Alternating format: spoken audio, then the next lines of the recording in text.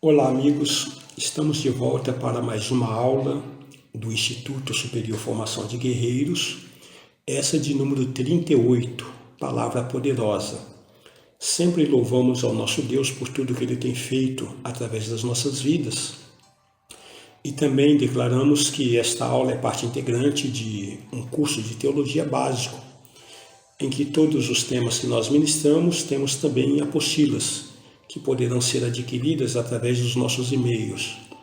Ou melhor, o nosso e-mail, oliveirasiloafrica@gmail.com, Bispos Antônio Oliveira e Gorete Oliveira. Como sempre fazemos, nós iniciamos com uma introdução, um versículo introdutório.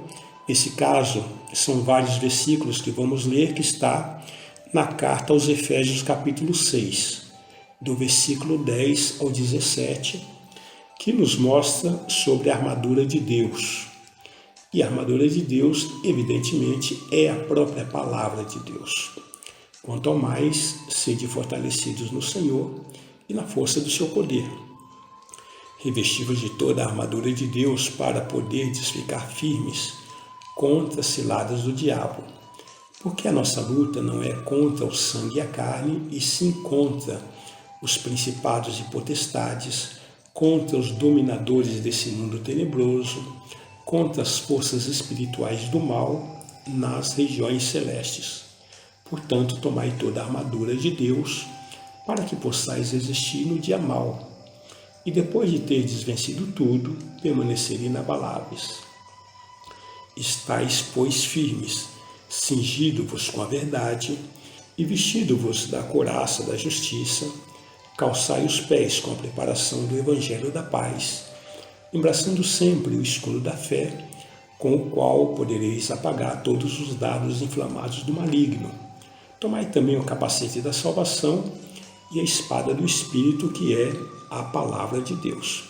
Como dissemos, voltamos a ratificar que aqui o apóstolo Paulo, ele sabia muito bem o que ele estava escrevendo, porque ele foi um centurião da guarda romana.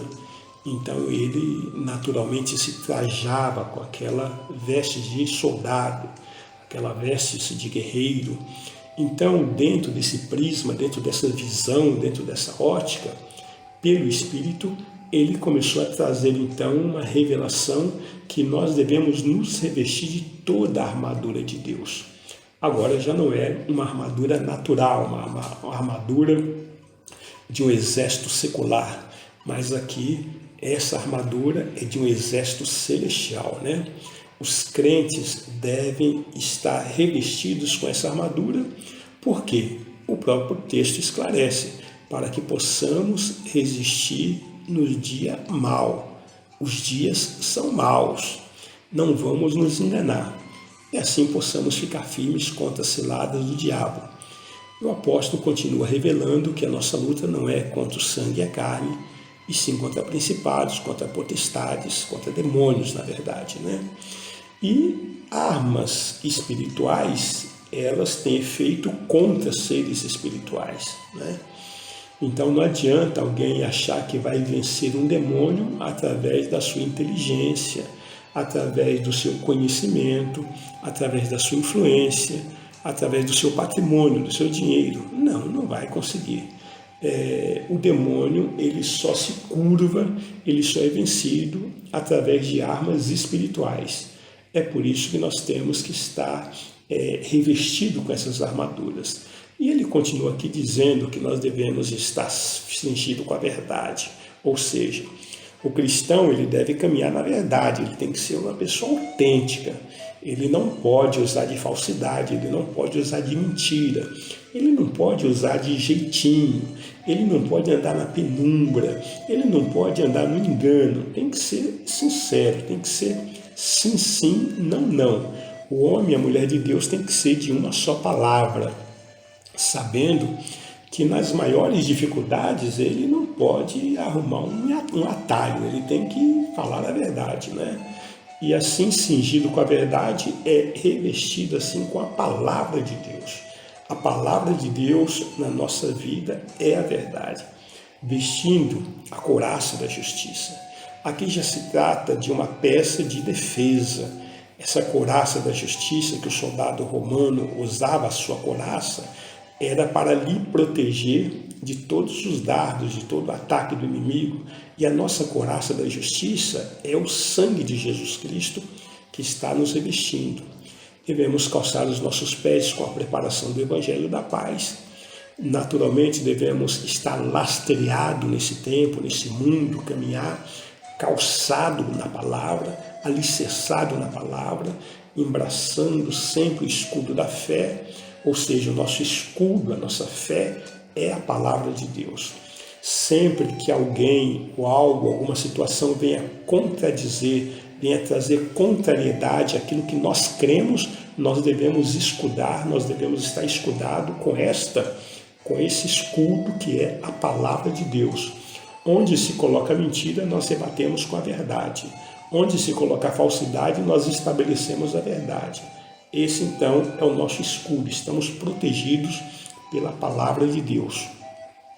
E assim podemos apagar todos os dardos inflamados do maligno. E olha que não são poucos, não, né? Devemos tomar também o capacete da salvação. O que é o capacete? No soldado secular, no soldado natural, é o que cobre a sua cabeça, cobre a parte assim principal do seu corpo, né? Que é a sua cabeça, é o seu cérebro. Então, esse capacete da salvação é a palavra de Deus revestindo a nossa mente, revestindo o nosso cérebro, toda a nossa cabeça. Por quê? Porque contra o nosso cérebro, contra o nosso pensamento, contra os nossos ideais, contra a nossa capacidade intelectual, o antídoto que nós vamos usar contra essa malignidade que vem é a palavra de Deus, é o nosso escudo, é o nosso capacete da salvação. E a espada do Espírito, que é a palavra de Deus. A espada já é uma arma de ataque, é uma arma de avançar, é uma arma de ir para cima, de atacar. Então, ou seja, nós vamos verbalizar a palavra, precisamos abrir a boca e profetizar a nossa fé. Temos que falar da nossa fé, né?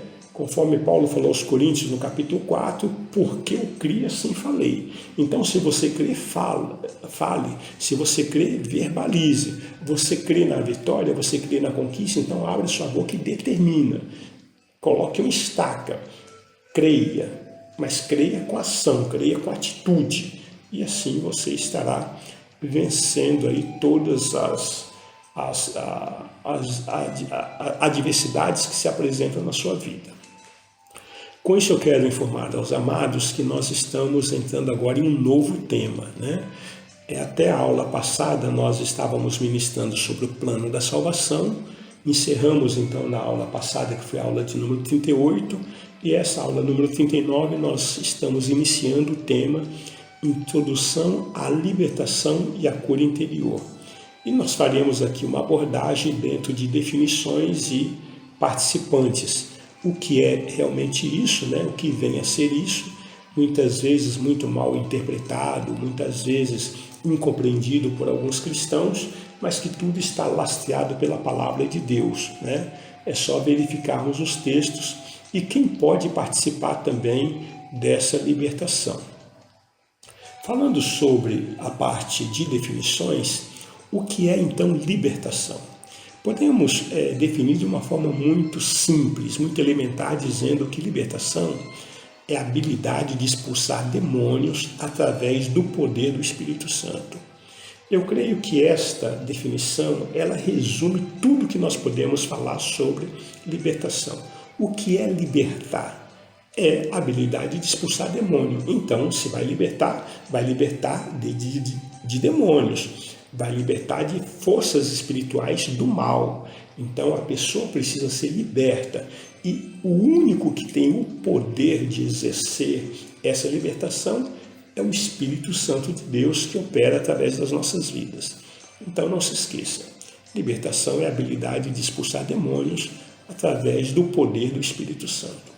E cura interior, o que vencer? Existem outros termos, né? Outras terminologias que muitas vezes nós ouvimos, ou as pessoas até falam que pode ser também cura da memória, cura das emoções, né? Mas não importa, tudo é a mesma coisa. Quando nós falamos cura interior, cura das memórias ou cura da alma, isso traduz em cura interior. Agora, a cura interior, amados, presta atenção, ela é a obra de restauração da alma pelo Espírito Santo. Então, todo homem precisa ter a sua alma restaurada, todo homem, toda mulher precisa passar por esse processo de restauração da sua alma. E o único que pode fazer isso é o Espírito Santo de Deus. Vamos deixar muito claro que o processo de cura interior, ele começa no ventre da nossa mãe, ele começa na concepção.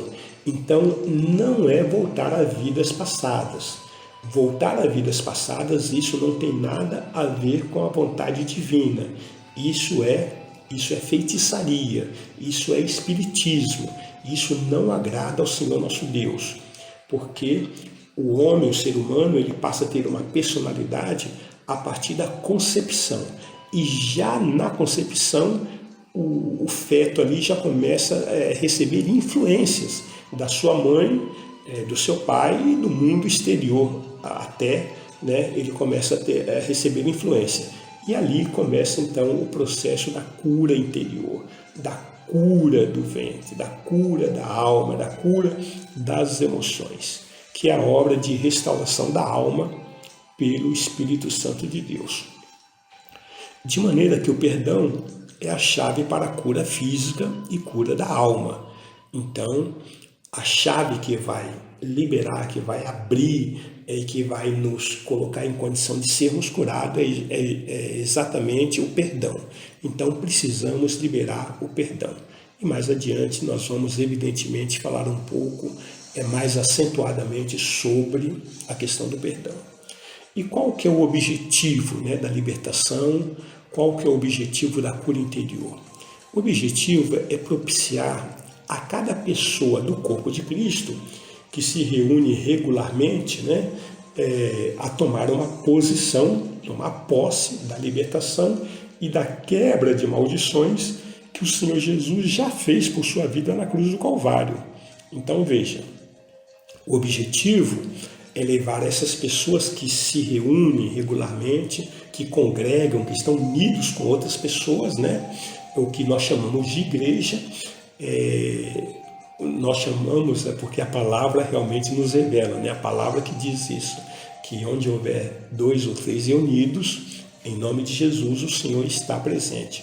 O próprio Senhor que estabeleceu a sua igreja, que deixa essa declaração, essa revelação maravilhosa.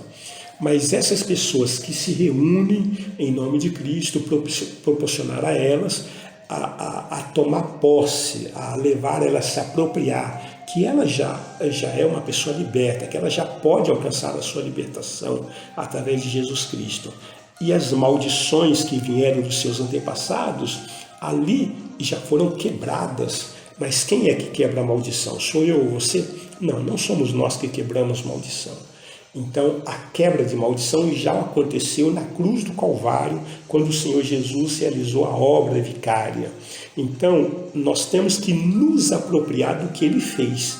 Isso é quebrar a maldição. Ele já quebrou a maldição e eu tomo posse. Eu me aproprio dessa quebra que Ele já fez por minha vida, a meu benefício na cruz do Calvário. Então, quem é que pode participar desse grupo de libertação e cura interior?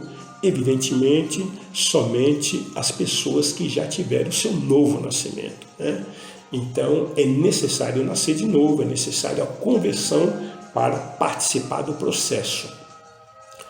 Conforme está escrito em João, no capítulo 3, versículos 2 e 3, no caso de Nicodemos, né, Jesus falando com Nicodemos, este de noite foi ter com Jesus e lhe disse: Rabi, sabemos que és mestre vindo da parte de Deus, porque ninguém pode fazer estes sinais que tu fazes se Deus não estiver com ele. A isso respondeu Jesus: em verdade eu vos te digo, que se alguém não nascer de novo, não pode ver o reino de Deus. Então, amados, a porta é Jesus Cristo, é a conversão, é nascer de novo. Não adianta querer operar no reino de Deus querer operar no mundo espiritual com vitória em Cristo Jesus se não tiver esse novo nascimento, se não houver uma conversão genuína. E os requisitos dos conselheiros de libertação e cura interior, passamos a partir de agora a falar alguns deles, né? Como, em primeiro, podemos, não que haja uma ordem, mas apenas para a nossa organização, podemos dizer que a pessoa precisa ter um compromisso com Jesus Cristo como único Senhor e Salvador, com alguns anos de vivência com Ele. Naturalmente que aqueles que são novos na fé, são crianças na fé, eles não têm muita habilidade com esse trato em relação a demônios, em relação à guerra espiritual. Então nós devemos estar levando as pessoas à maturidade. E para a pessoa poder participar desses grupos, né, de libertação e cura, então ela precisa ser uma pessoa experiente. Uma outra coisa, ela deve ser uma pessoa de oração, né? A palavra nos mostra em vários textos, né, toda a palavra. Aliás, a Bíblia é um manual de oração, é um livro de oração. Mas nós podemos pegar um texto, por exemplo, que está em Mateus, no capítulo 14, no versículo 23, está escrito: e despedidas multidões, subiu ao monte a fim de orar sozinho. E caindo a tarde, lá estava ele só. Aqui está falando de Jesus, naquela operação em que ele fez a primeira multiplicação dos pães, você se lembra, está relatado lá em Mateus capítulo 14, onde Jesus ele transformou ali, ele multiplicou os pães, né, 5 pães e 2 peixes, para alimentar 5.000 homens, né? Evidentemente que ali tinha também mulheres, tinha crianças, mas a Bíblia fala de 5.000 homens. Então, depois daquela operação em que os apóstolos ordenaram para que as pessoas se sentassem na relva, de 50 em 50, de 100 em 100, e foi distribuído ali, foi alimentado todos, e Jesus então incitou os apóstolos a passarem, a embarcarem, né, e entrarem ali no mar da Galileia e seguirem. E Jesus falou: olha, eu já volto, vocês vão no barco, eu já volto. E diz que Jesus subiu para orar. Agora veja que o período que Jesus orou corresponde ao nosso horário das 18 horas às 3 horas da manhã. Então foram 9 horas de oração, depois de um dia bastante atarefado, né, com os discípulos ali, com os apóstolos. Jesus ficou 9 horas orando. Qual foi o resultado? Quando ele voltou para se encontrar com os apóstolos, ele veio caminhando sobre as águas. Os apóstolos até tomaram um susto. É um fantasma, tal. Não, calma, sou eu aí. Pedro disse: Senhor, se é tu, faça que eu vá ter contigo. Aí o Senhor falou: venha. E ali Pedro também teve uma experiência maravilhosa de caminhar sobre as águas com Jesus, né? Também em Deuteronômio, no capítulo 9, versículo 25, prostrei-me, pois, perante o Senhor, e 40 dias e 40 noites estive prostrado, porquanto o Senhor dissera que vos queria destruir. Você pode imaginar uma coisa dessa? Moisés prostrado diante do Senhor 40 dias e 40 noites. Puxa vida!